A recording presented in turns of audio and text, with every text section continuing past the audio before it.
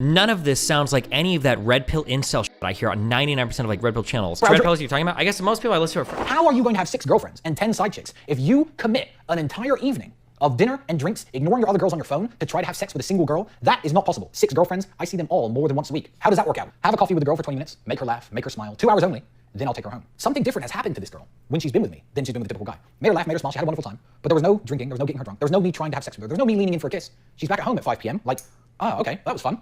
And she's alone in the evening. Who's she thinking about? Me. I can then commit my evening to my girlfriend. And the girl who I went on a date with was mine all day. She was mine at night when I said goodnight to her and she went to sleep thinking about me. It's so fucking crazy to me that these are the first guys and the only guys that I have ever heard, ever, in these red pill communities that sound like they actually fuck. None of this sounds like any of that red pill incel shit I hear on 99% of like red pill channels, but I can tell that these guys actually have a lot of experience dealing with women and fucking women. That, I haven't even thought of any. That's a really good strategy. Like, you could take a girl out for coffee and not even ask her for sex. You're gonna come off as respectful. You're gonna come off as showing her a relatively unique time. You're not gonna come off as overbearing or creepy. And when you do drop her off, she is going to kind of wish you would have asked her to like hang out that night. She might even suggest it. She might even text you and ask. And the fact that you might be busy or unavailable is going to drive up your attractiveness to her like even more. Like the fact that you would ask me for coffee even without having time in the evening to fuck me, like that is a really good strategy. I'm just saying that's a really, but every time I hear red pill guys talk about sex, they always say like you don't fuck. You sound like a fucking virgin.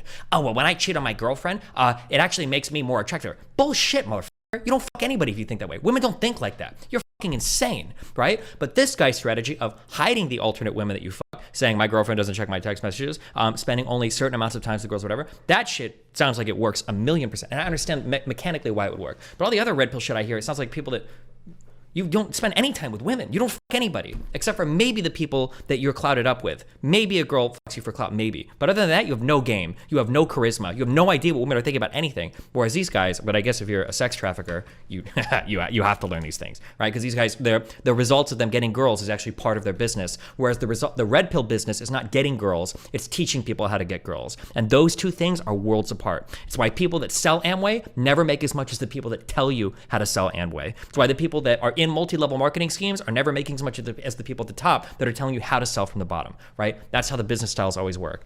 It's true that it probably works, but it's because of it kind of emulates respecting her while he's actually being a fucking sociopath. Oh yeah, I'm sorry, hold on.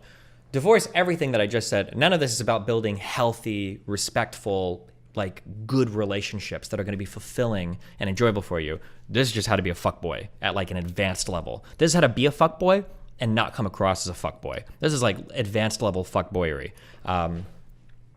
Yeah, I'm sorry. I don't mean to say you should do this. I'm just saying that like this is the first time I've heard like red pill manipulation strategies or whatever you the fuck would call this that actually sound like it would work because it's not coming from like a virgin or an incel. Red pills you're talking about? I guess most people I listen to are fresh and fit, but almost every single red pill channel that I've heard review my content, that I've heard review different shit, all of the advice they give about like getting girls and dating, it's just cringe. They sound like they don't fuck. I'm not trying to use it as an insult, okay? I fuck a decent amount, okay? And these guys all sound like virgins with the types of advice they give, and they sound like they don't know anything about relationships either with the types of relationship advice they give.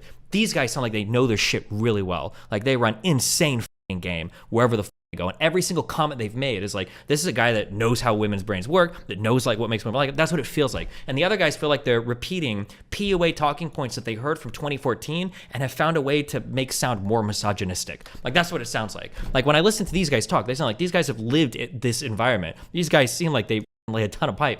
And the other guys sound like they read some shit when they were in 2014, 2015, and they like made it more hateful, and they've like digested this, and now they spit it back out into some like cringy incel shit for like the new men of like 2022.